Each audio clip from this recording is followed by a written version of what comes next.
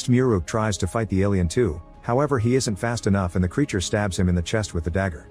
Muruk falls in pain and Yian rushes to his side to take out the dagger. This activates an important memory. When Controller was about to jump into Muruk's body, Guard appeared and pushed Controller away just in time. Controller rolled down the hill and found Yian, so the Ilyin transferred to her body instead. At the same time, Muruk died and all his power was transferred to Muruk's body, which is the weird thing he can feel inside. Thunder landed inside the Woodcutter's house, where he scanned the woodcutters and the cats for inspiration. That way he created the warrior catmen with his last energy so they could protect Muruk. In the present, the second catman also dies and the energy goes back to Thunder, who finally wakes up for good. Downstairs, Yian is shocked by the memory and gets ready to self-delete with her gun, but the alien inside her stops the bullet with a tentacle. As Zhang returns to his human form, Controller takes over Yian's body and sends Thunder flying when he tries to approach her.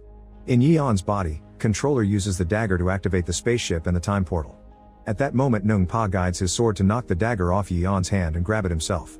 Controller immediately attacks him with his tentacle and the dagger falls, so the mages run to retrieve it. This puts them in front of the time portal, which takes the mages, Controller, and Zhang into the present.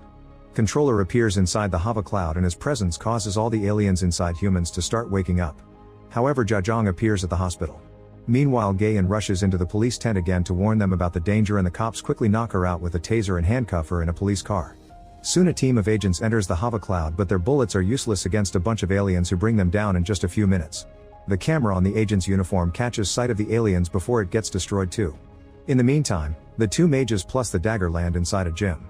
At that moment, the footage of the aliens appears on the news and the mages think the TVs are the real thing, so they jump on the treadmill to destroy the screens.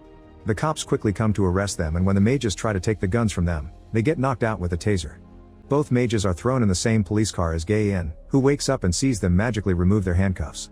At that moment, Gu appears driving like a maniac and hits the police car, causing it to crash against another vehicle and start rolling around. It lands on top of a vent lid and Hugh's soul falls through it, sending her down a pipe and into a tunnel. Yian takes the handcuff keys from the unconscious driver and frees herself. Then she takes the gun and fires at Gu, who dodges the shots and comes after them.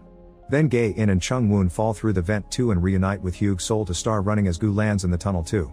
Minutes later, they take the stairs to come out and the mages mention Yian, causing Yian to connect them to her niece's friend. Gu soon finds them and hits Yian with his tentacle to knock her down while the mages hide inside a train. Yian then arrives looking for the dagger, so Yian carefully sneaks away. At that moment, Yian gets a call from Min Sun, who went to Yian's home to look for her friend and has seen the spaceship. Zhang arrives to get the ship too, so Min Sun has to hide. In the past, Thunder wakes up and awakens Muruk too. After explaining he's the catman, Thunder uses his power to activate Guard's energy inside Muruk, allowing him to summon the special armor. Muruk doesn't know how to use it and damages the temple in the process. Nearby, Nung Pa notices the dagger cut his hand when he touched it and now he can see again. Suddenly Muruk's armor disappears and Thunder concludes the power is unstable, meaning there's remaining energy interfering in the room. He finds enough traces of it to open a portal, so he summons the spaceship in the basement and transforms it into a car so he and Muruk can travel to the present too. As soon as they land, Muruk is amazed by everything in the city and Thunder has to explain what a taxi is. They still can see some energy in the sky, meaning both time periods are connected. Then Thunder transforms the car into a spaceship again so they can fly to find the dagger. Meanwhile, Yian has escaped and is retrieving her heirloom. At the same time, the train with the mages takes off and they try opening the door, only to get scared by the speed. Soon Controller catches up to them and start chasing them as he destroys the train with his tentacles.